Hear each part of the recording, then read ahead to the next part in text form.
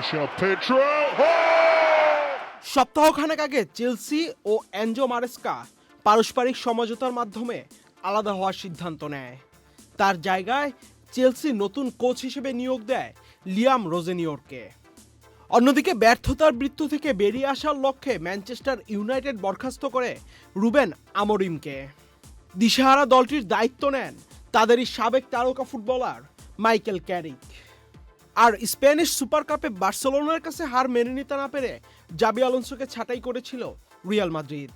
দায়িত্ব দেওয়া হয় আলভারো আরবেলোয়াকে। এই তিন কোচের নিজ নিজ লিগে প্রথম দিনটা দুর্দান্ত কাটল। প্রিমিয়ার লিগে প্রথম জয় পেয়েছে চেলসি কোচ রোজেনিওর। তার প্রথম ম্যাচে অবশ্য ব্লুরা এফএ কাপের তৃতীয় রাউন্ডে উড়িয়ে দিয়েছিল চার্লটন অ্যাথলেটিককে। প্রিমিয়ার লিগে ছিল তার প্রথম পরীক্ষা। ওয়াও পেদ্রো ও কোল পালমারের গোলে তাতে উতরে গিয়েছেন রোজেনিওর।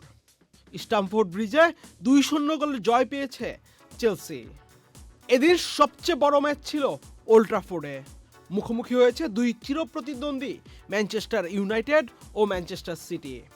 2023 সালে জানুয়ারির পর ঘরের মাঠে প্রথমবারের মতো ম্যানচেস্টার ডার্বি জিতল ম্যানচেস্টার ইউনাইটেড। দুই চিরপ্রতিদ্বন্দ্বীর প্রতিযোগিতামূলক প্রতিদ্বন্দ্বিতায় 2-0 গোলে জিতেছে ম্যানচেস্টার ইউনাইটেড।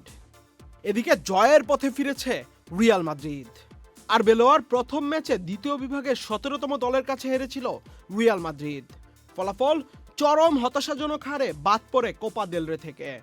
তার রেশ পড়েছিল গতকাল সান্তিয়াগো বার্নাব্যুর গ্যালারিতে। লেভান্তের বিপক্ষে প্রায় পুরোটা সময় দর্শকরা দুয়ো দিয়েছে রিয়াল মাদ্রিদকে। এমন ম্যাচে নিজেদের আবেগ নিয়ন্ত্রণে রেখে 2-0 গোলে জিতেছে Real Madrid. Goal scorer Kylian Mbappe ও রাউল অ্যাসেন্সিও। 2-0 ব্যবধানের জয়ে রিয়ালের কোচ হিসেবে লা লিগায় আলবেরোয়ার শুরুটা দুর্দান্ত হলো। আহমেদ শাফি, চ্যানেল আই।